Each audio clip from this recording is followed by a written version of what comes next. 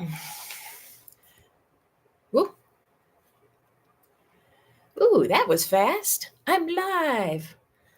So is the sun. There we go.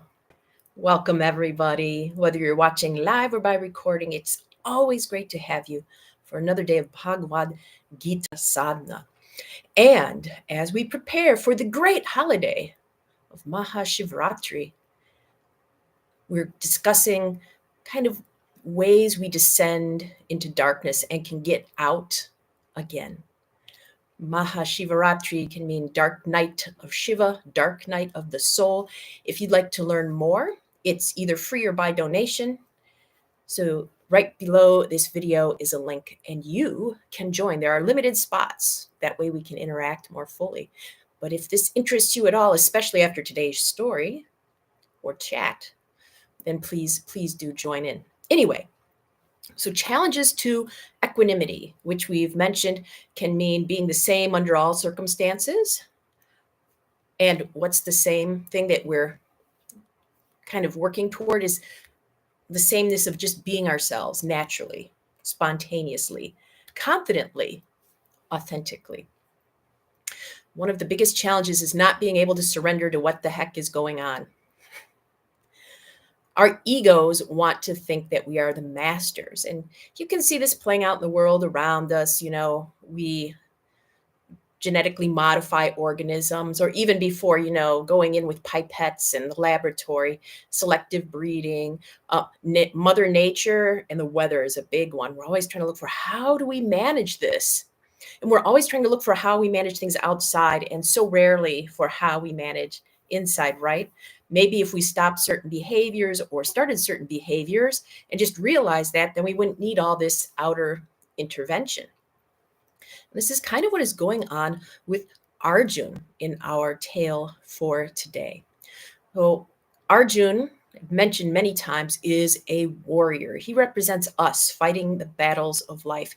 And he's had training and he's faced battles in life. And he theoretically knows what works and what doesn't. So it's very much in his best interest to do what has worked for him before and to try to bend circumstances to his will. However, he does have some aspect of surrender. He's a great archer, and he knows when the wind is blowing, he can't really stop that. He needs to go with it.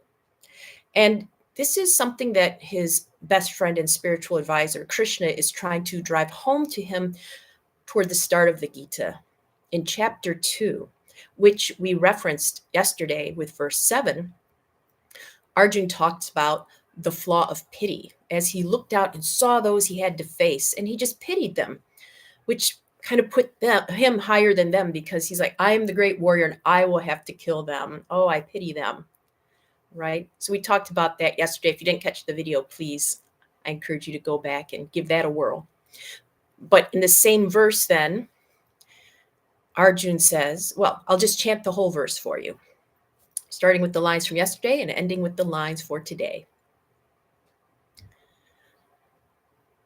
The flaw of pity taints my very being. My mind is confused as to what is duty. I beg you say clearly what is best for me. I am your student. I surrender. Teach me.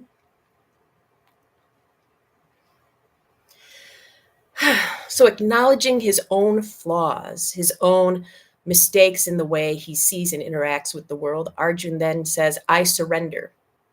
Teach me. And he's saying this to Krishna, which represents his deepest inner knowing. We could say it's his soul, his divine spark, however you'd like to connect to that. He's surrendering. And this, it is said, is really the opening of his spiritual journey, because the material journey is more about, yes, I see these things going on around me and I'm going to try to control them. And I'm going to try to control myself, which sets up a warring nature between us and ourselves, right? Who's doing the controlling? Who's being controlled if we're trying to focus on what some people call self-discipline, for example, which can really be, discipline is one thing. It comes from the root the same root as disciple, learning, teaching, and some people equate it with punishment. So Arjun, used to the idea of self-discipline, meaning kind of punishment in some ways, is now like, I'm opening myself to whatever. I surrender. Please teach me. So I mentioned yesterday that I had this kind of happen to me yesterday. I was looking for my special Shiv shirt. Yay, because we're getting ready for Shivaratri. There he is. All right. And I had a full moon up, the mirror image. I had a full moon up here, and I thought, oh, on full moon day with Shiva, wouldn't that be a great day to wear this shirt? And I could not find this shirt. I went through all my drawers and I pulled things out individually, and it wasn't there. And I got pretty mad because it was going to be my way of controlling, like, your experience, my experience, to have this wonderful shirt to enhance our time together. And I just said, finally, I said, I have to surrender. And I have to just go with the fact that the divine doesn't want me to wear this shirt today for whatever reason. And you know something? After the program yesterday, I went looking for the shirt, found it right away. One of the stacks I'd looked through, it was there. Mysterious. Has this ever happened to you? This is the world's way of trying to convince you to surrender. And today, we will dedicate the practice, or at least I will. You can dedicate it to whomever you want. I surrender to your inner wisdom. We're dedicating the practice to a form of Shiva known as Bhuteshwara. Bhuteshwara. And sometimes it's said Bhuta, Bhuta, Bhuteshwara. Bhuta is the element. Bhuteshwara is master of the elements. It's said that yesterday we talked about Shiva as being formless. When Shiva or any of the divine powers take form, they appear in nature in different ways. And one way that I found in India, let's see, this is from India. This is a Shiv lingam. It's a naturally formed rock from a riverbed. And it's got this distinctive shape. And it's said that this is one way that Shiva manifests in the material world. Bhuta, one of the Bhutas is earth. So Shiva coming into being as earth. So when we understand Shiva is formless, perhaps it's easier to surrender. When we understand Shiva as a form, perhaps it's easier to surrender. You get to make up your own mind with that. But today, as we practice and meditate, I invite you to reflect on where you have a hard time surrendering, where you know something is going on, or something is trying to give you a message and you're like, I'm going to persist anyway, and what that does for you. Can you find a way to just surrender to whatever you think is a higher power today? Truth, science, God, anything. All right, let's begin.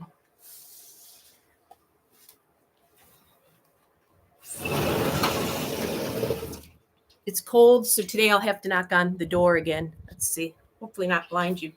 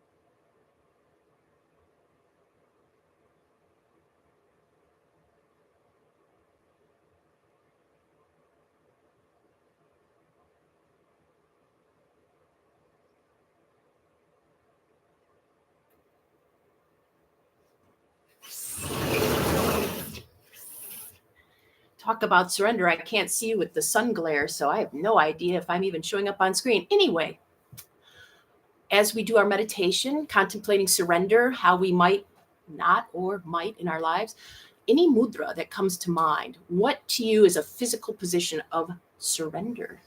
I'll see you in 5, and you'll probably see the kitty before that. He has a hard time surrendering to my practice. It's a boo-boo. Here. Where are you, kitty? Noo-noo. Noo-noo. Noo-noo.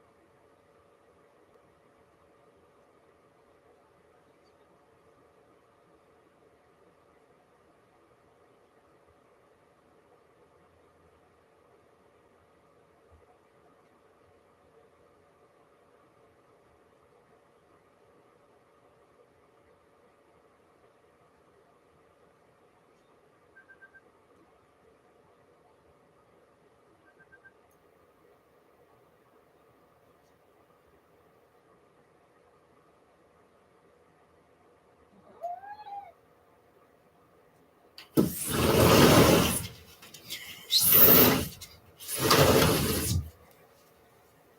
we're back. Welcome back. I had to surrender to the strong breeze gusts of 20 knots today, standing up. And Oliver has to surrender to the fact that he's just here. And I have to surrender to the fact that the sun, oh my gosh, so much to surrender to. We can't really be fully present in a moment if we're fighting it. Only if we surrender to what's going on as the formless divine, however we want to call it, the abstract, takes root and visibility in our material world. Can you surrender today? And I always love to hear from you.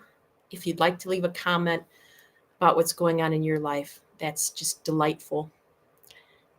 I'll see you tomorrow. That is, the universe willing.